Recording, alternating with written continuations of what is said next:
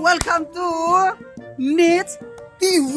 Ayan mga kapuknat kasama ko ngayon ang special guest for today. Ang aking here, yan, from Mama Wena.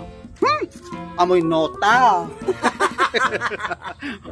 Yung aking background, yung aking special guest ngayon sa one-on-one kwentuhan with representing Mama Wena! Siyempre, kasama ko si Mama Wena. Dahil marami kaming issues na pag-uusapan sa umagang ito. Mama Wena, kamusta ka na? Eto, Ha? pa rin. Virgin pa din? Virgin pa rin. As in? Baka ilong lang ha. Hindi. Siyempre, dahil mainit, kailangan namin ng palamig ni Mama Wena. Mama Wena, para sa Wow. tagumpay. Cheers! Bungga yung akin. Bungga yung akin talaga, oh. Lasa ano, Mama? Lasang juice. Lasang juice. Siyempre, nagluto si Mama Wena, nag-effort talaga siya magluto ng bangos at Tilapia at talong. tilapia talong. Alam mo na boys, pag talong, alam mo na. Bungga itong wig mo, Mama. Salamat sa wig mo, Mama. Siyempre, ibibigay niya ito sa aking wig ko. Tumatik ko na lang. Ayun, tanggal mo na kasi. Oh. Oy, salamat Mama Wena sa wig mo ha. As in, ilang taon na sa'yo to? 2 years. 2 years na daw, pero bunggang-bungga. Kailangan na sa plansyahin na naging plansyahin. Ayan. Siyempre mo sa kamuglan sa'yo. Anong totoo pangalan ni Mama Wena? Totoong pangalan? O, Opo. Chero. Jerome Heronimo. Geronimo. Ayan, si Jerome Geronimo sa totoong buhay po ng Mama Wena. Si Mama Wena po ay, ilang taon na Mama Wena? Ilang taon?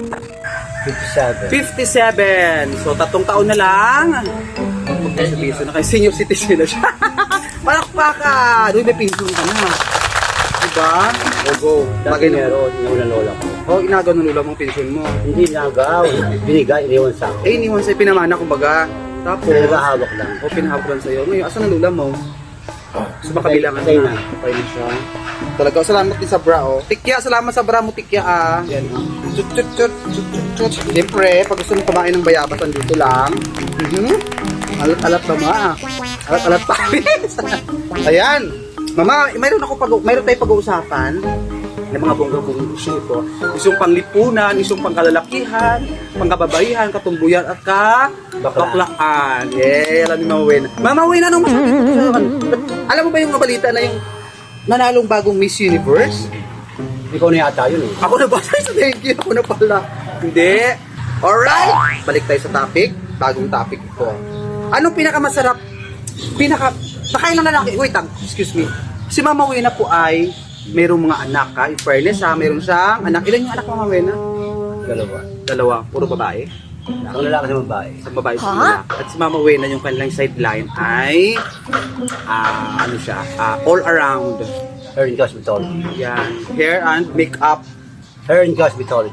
Yan. Hindi ko babangkit. All around. All around, ayan. So, nag-house to house lang siya, umikot-ikot sa dito sa buong barangay para kumita, para sumideline sa kanyang mga suki. Yung baril mo, Mama, baka biglang atakihin tayo, Mama, kaya lang, handa tayo palagi, yan eh. Kaya huwag nyo kaming hamunin ng Mama Wena, handa ka na eh. Pero po ng baril na, boss lang ano. Toko!